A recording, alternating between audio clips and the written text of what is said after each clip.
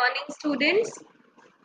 Students, today we will do a topic from your writing section जो आपके 6th class से 10th class के कभी भी बीच में आपके एग्जाम्स में पूछा जा सकता है. ठीक है, बट पहले टॉपिक कराने से पहले मैं आपको थोड़ा सा इंट्रोडक्शन दे देती हूँ. The thing is, what is the person doing in this picture? The person is talking on the phone. वो कौन सा communication है? It is the oral communication. Then what person is doing in this picture? वो लिख रहा है कुछ, है ना, something writing on the piece of paper.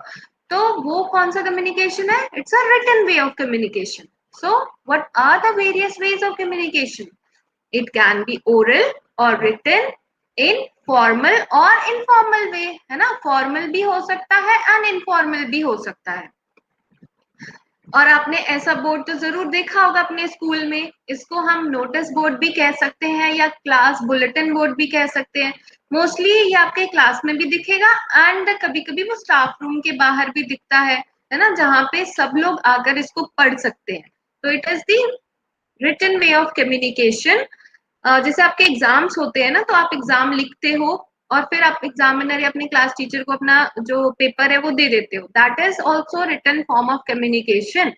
Okay, तो बच्चों आज हम रिटन फॉर्म ऑफ कम्युनिकेशन का एक टॉपिक पढ़ेंगे, दैट इज नोटिस. ये आपके राइटिंग सेक्शन में अराउंड 5 मार्क्स का आएगा.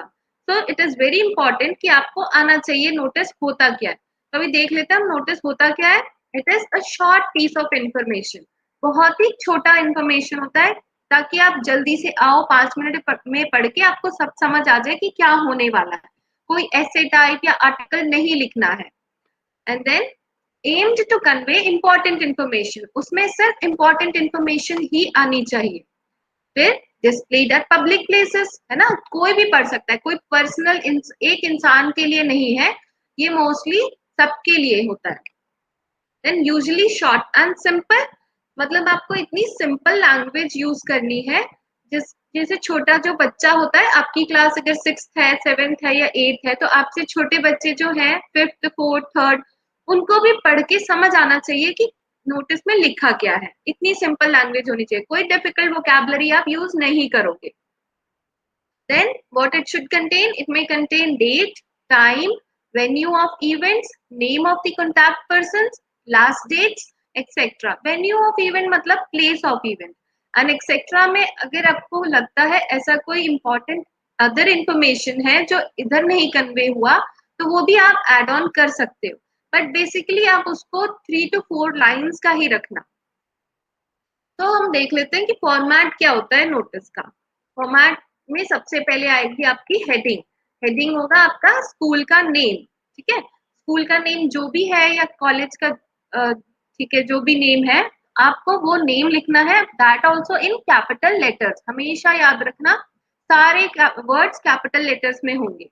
And then the word notice. Notice word भी लिखना पड़ेगा and that is also in capital letters.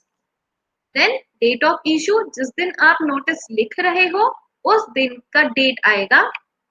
Then subject. Subject should be only of 1 line, और ये जरूरी नहीं आप कैपिटल लेटर्स में लिखो, इसको आप सेंटेंस केस में भी लिख सकते हो. जैसे कि फर्स्ट लेटर जो अल्फाबेट है वो आपका कैपिटल होगा and then rest of the words will be in lower alphabets. ठीक है, और सब्जेक्ट क्या होता है? Subject is the main crux of the notice, कि आप असल में बताना क्या चाहते हो. And then comes the body और कंटेंट. इसमें आएगा थोड़ी सी detail, the reasons, the dates, the time, venue of event. ठीक है, एंड देन द सिग्नेचर और the name of issuing authority with designation. जैसे अगर मैं नोटिस लिख रही हूँ तो मैं अपना नाम लिखूंगी या फिर अपना सिग्नेचर डालूंगी. With designation. डेजिग्नेशन मतलब होता है मेरी क्या पोजीशन है. जैसे अगर मैं आपकी हेड गर्ल हूं तो मेरी पोजीशन क्या होगी? Head girl. तो मुझे अपने सिग्नेचर के नीचे हेड गर्ल लिखना पड़ेगा. अगर मैं आपकी क्लास टीचर हूं तो मुझे क्लास टीचर लिखना पड़ेगा. अगर मैं आपकी प्रिंसिपल हुई तो मैं प्रिंसिपल लिखूंगी, है ना. और उसके बाद आएगी बाउंड्री. आपको उस नोटिस की बाउंड्री बनानी पड़ेगी चारों तरफ से. ठीक है, फॉर एग्जाम्पल मैंने आपके लिए ना न्यूज़पेपर से बहुत सारे नोटिस लिख कर आई हूँ. देखो इसमें कॉमन थिंग क्या है? देखो हेडिंग, जैसे मैंने आपको बताया हेडिंग क्या है? Himachal Pradesh General Industries Corporation Limited सब कैपिटल में है. And then the word notice is also there. एंड देन इसमें डिस्ट्रिक्ट सोलन दिया है, विच मीन्स कि वो वेन्यू ऑफ द इवेंट है. This is the body. इसमें टाइम आ गया, कॉन्टैक्ट पर्सन आ गया, एंड प्लेस ऑफ इवेंट आ गया, डेट आ गई. ठीक है. एंड देन दी यहाँ पे क्या आ रहा है, the name of the issuing authority, और यहाँ डेजिग्नेशन है द मैनेजिंग डायरेक्टर. ठीक है.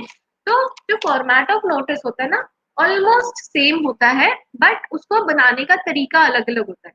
तो आपको मैं आपके स्कूल के फॉर्मेट का बताती हूँ कि आपको स्कूल में कैसे लिखना है. तो एक फॉर्मेट देख लेते हैं. आप ड्रॉ कर सकते हो साथ ही साथ. तो आपको सबसे पहले लिखना है name of the institution in capital letters. ठीक है. And then the word notice should be there, that also in capital letters. फिर आप एक लाइन छोड़ोगे, and then you have to write the date of issue. जैसे अगर आज मैं नोटिस लिख रही हूँ तो मैं आज की डेट लिखूंगी 22 जून 2021. ठीक है. आप जिस दिन नोटिस लिखोगे आप उसको उस दिन का डेट डालना. Then again you have to leave one line. उसके बाद आप सब्जेक्ट लिखोगे जो वन लाइन का होगा, that is in sentence case, capital letters में नहीं लिखना. फिर again leave one line and then write down the body और कंटेंट. बॉडी और कंटेंट में आएगा आपका time, venue, date, target audience, name of the event, या फिर कॉन्टैक्ट पर्सन भी आएंगे. ठीक है. ये सब लिखने के बाद आप फिर से एक लाइन छोड़ोगे, and then write down name और signature of the issuing authority, and then the designation. ठीक है. उसके बाद आपको बाउंड्री बनानी है इन नोटिस के चारों तरफ. ऑलराइट. सो अभी हम एक एग्जांपल देख लेते हैं कि नोटिस आपको और समझ आ जाएगा कैसे लिखना है. First is XYZ school, sector 21 Chandigarh. ठीक है. तो स्कूल जो है उसका नाम है XYZ. वो कहाँ है और सब कुछ जो भी है स्कूल का नाम वो मैंने कैपिटल्स में लिखा है. उसके बाद मैंने नोटिस लिखा है, नोटिस भी कैपिटल लेटर्स में है. एंड देन मैंने एक लाइन छोड़ी है, एंड देन मैंने डेट लिखी है, आज की डेट, बिकॉज मैं अगर आज अपना नोटिस लिख रही हूँ तो मैं आज की डेट लिखूंगी. फिर मेरा सब्जेक्ट है inter school fancy dress competition. And then the content जिसमें आएगा, this is to inform all the students of class 1 to 8 that an inter-school fancy dress competition is being organized on 1st July 2021 in the school assembly hall at 11 a.m. Those interested can give their names to their respective class teachers. Dresses should be arranged by the participants. In case of any query, contact undersigned. Okay. And then हमारा एक line छूटेगा, and then फिर हम उस इंसान का नाम लिखेंगे. जैसे अगर मेरा नाम ABC है तो मैंने अपना नाम ABC लिखा है, या फिर मैं यहाँ सिग्नेचर भी कर सकती थी. एंड मेरी डेजिग्नेशन हेड बॉय या हेड गर्ल है तो मैं अपनी डेजिग्नेशन यहाँ लिखूंगी. ओके. तो इस कंटेंट को थोड़ा समझ लेते हैं. कंटेंट में जैसे मैंने आपको बोला था, कंटेंट में क्या होना चाहिए, time, venue, date, target audience, name of the event, है ना. तो इसमें हम देख लेते हैं. Target audience is class 1 to 8. Name of the event is inter school fancy dress competition, and date of the event is 1st July 2021. Venue of the event, that is place of the event, is school assembly hall. Time of the event is 11 a.m.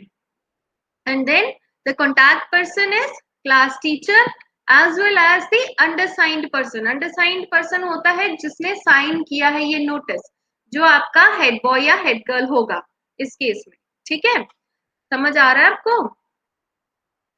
तो चलो अब हम इसका marks distribution देख लेते हैं कि आपको किस वर्ड से, किस जो आप लाइन लिखोगे, किस लाइन से आपको कितने मार्क्स मिलने वाले हैं.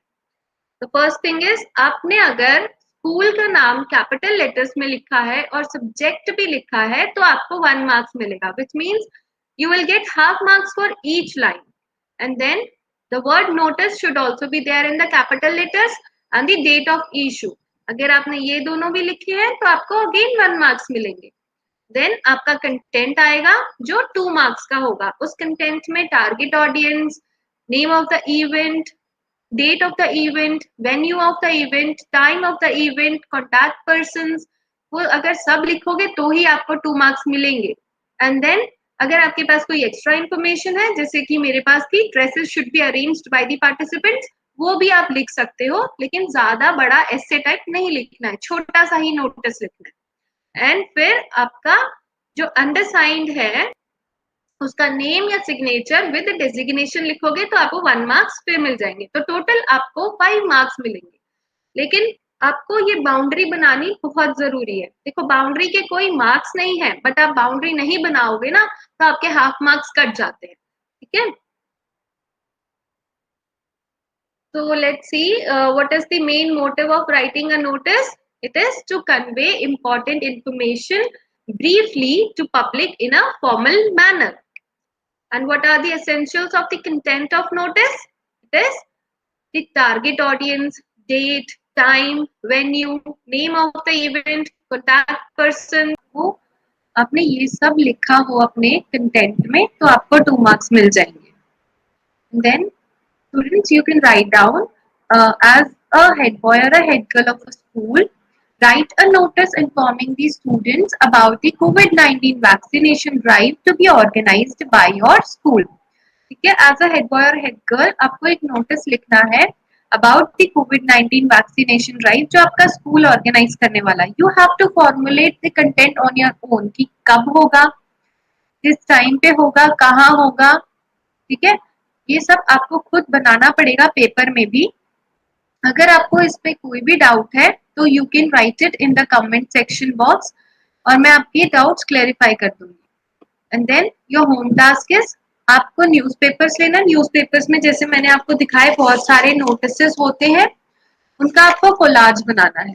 You can tear it down, जैसे मैंने आप काट के रखा हुआ है एक नोटिस, ऐसे ही आपको बहुत सारे नोटिसेस को टीयर करना है। सिजर्स यूज नहीं करना है बिकॉज कोलाज में सिजर्स यूज नहीं होते हैं। आप इनको टीयर डाउन करके बहुत ब्यूटीफुली अरेंज कर सकते हो। आप अपनी ड्राइंग शीट भी यूज कर सकते हो, you can paste it there और वो सुंदर सा कोलाज बन जाएगा नोटिसेस का, ठीक है। So that's all for today. Thank you very much.